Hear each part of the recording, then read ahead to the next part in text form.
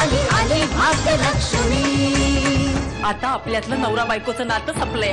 असं बोलू नकोस, जरा विचार कर, डोक्यात राग नको घालूस आणि आपण पुन्हा सुखानं संसार करू। आणि हो, आता आपल्या बरोबर आपलं बाळही आहे। आपलं बाळ?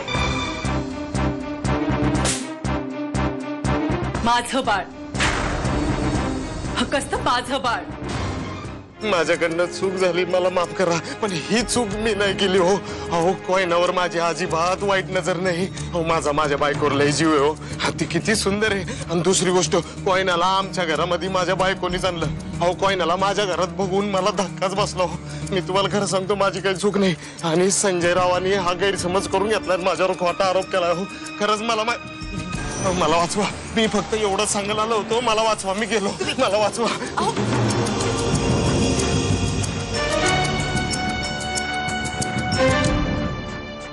माझी इच्छा अशी आहे की तुझ्या मांडीवर डोकं ठेवावं, शांत झोपावं। म्हणजे तू अंगाई म्हणू नकोस, पण थोपट मला। माझा नवरा घरी परत येईपर्यंत इथे यायचं नाही, कळलं? आणि हो, नवरा घरी आल्यावर सुद्धा तो असेल तेव्हाच इथे यायचं। आता निघा तुम्ही। सॉरी हा, माफ करा, म्हणजे माझा असं काय हेतू नव्हता। तुम्ही बोलला ते बरोबर आहे, मी माफी मागतो। तुम्ही निघा आता। कुठल्या जन्माची वैरीनेस कोणास ठाऊक। संजयला फितवून माझ्या विरुद्ध उभं केलेस तू? नाही आई, शपथ घेऊन सांगते हो, मी असं काही केलं नाही। असं तू काहीच केलेलं नाहीयेस? मग संजयने काय उगाचच माझ्याकडल्या चाव्या घेऊन तुला दिल्या? अगं, तुला चाव्याच हव्या होत्या ना? सांगायचं ना, तोंडावर फेकून दिल्या असत्या। आई नको मला त्या चाव्या, तुम्ही यांना म्हटलंय, पण माझ्यावर विश्वास ठेवा तुम्ही। ए, बाद झालं आता। उगाच भोळेपणाचा आव आणू नकोस।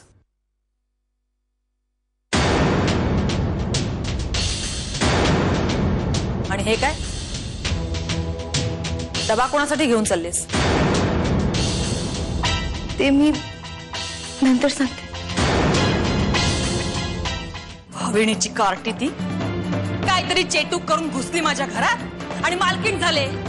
पर झाली तर झाली, माझा मुलगा संजय, त्याला माझ्या विरोधात भडकवलं तिने। माझ्या घरच्या सगळ्या चाव्या घेतल्या ताब्यात। कुठल्या गोष्टीवर माझी सत्ता, माझी म्हणजे तुझी सत्ता राहिलेली नाही आता। बघ सरिता, आता आपण आपल्याच घरात उपऱ्या झालोय ग। या त्याने स्पष्ट सांगून टाकलं, त्यांचे आणि माझे संबंध संपले। अगं, पण तू असं का सांगितलंस? का असं का नको सांगू? हवं काशीताई, जेव्हा आपण एखाद्यावर एवढा विश्वास ठेवतो, तेव्हा जर त्याच माणसानं आपल्यावर अविश्वास दाखवला तर मग त्या नात्याला काय अर्थ? अशा माणसासोबत आपण कदाचित एकत्र राहू बी, पण अडी अडचणीत साथ नाही देऊ शकत, तर मग त्या एकत्र राहण्याला तरी काय अर्थ?